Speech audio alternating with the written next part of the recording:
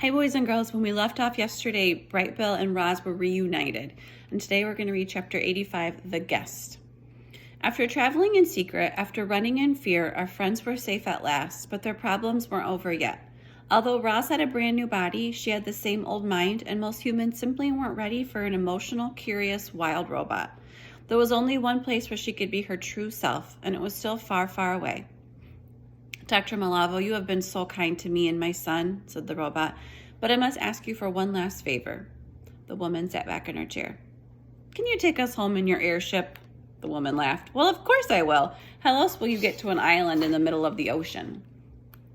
Time and again, Roz had dreamed of flying back to her island in an airship, but she never thought it would actually happen until now. It's no trouble, the woman went on. We can have you home in a few hours, but I insist that you and Bright Bill stay a while here in my apartment. You both deserve some peace and comfort, and I love the company. There was no arguing with Dr. Malavo, and our friends agreed to stay a while. The robot butler took care of everything and everyone in the apartment, and that included guests. Roz felt funny accepting help from a robot, but Bright Bill happily soaked up the attention. The butler fed him fantastic salads made from exotic leafy plants. The butler placed a little pool in the living room so he could swim wherever he liked. The butler built a cozy bed that was just the right size and shape for the young goose. Bright Bill had never been so comfortable. Dr. Malavo divided her time between the guests and her work. She would sit around chatting with Roz and Bright Bill and then suddenly head down to the factory with some urgent task. She had to design new robots. She had to supervise the makers and the Ricos. She had to manage all of Tech Lab Industries.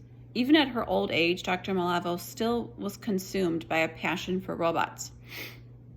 If you love your job, it never feels like work, she'd say, smiling and strolling out the door. When the host was working, the guests had the apartment to themselves. Roz spent hours browsing the bookshelves. She read about art and science and the history of robotics. Bright Bill wandered from room to room and explored every corner of the sprawling apartment.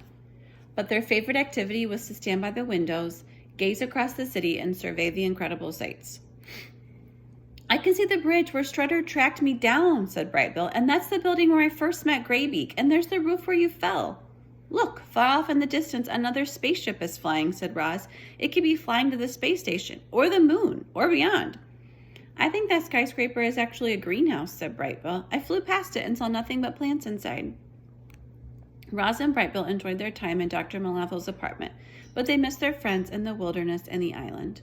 After a few days, the guests were growing restless. They were ready to go home. Chapter 86 is called The Flight.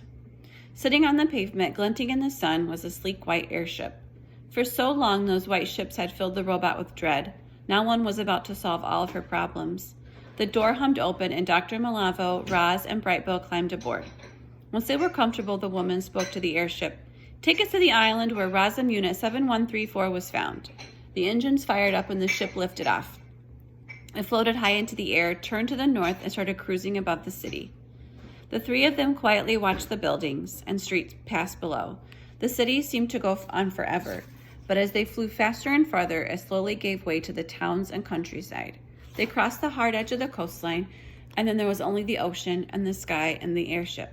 The ocean was deep. However, scattered throughout the dark depths were shallow areas, sandbars, reefs, islands just under the waves.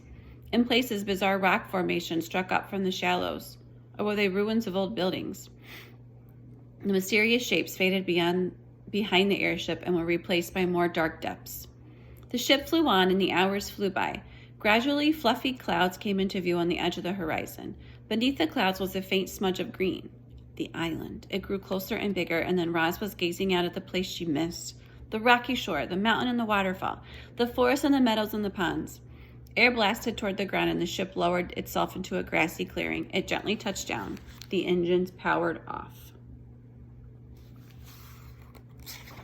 All right, they made it back and we have a few more chapters to go. So our next read aloud will be us finishing the book. So hopefully you can tune in and see that. All right, bye boys and girls.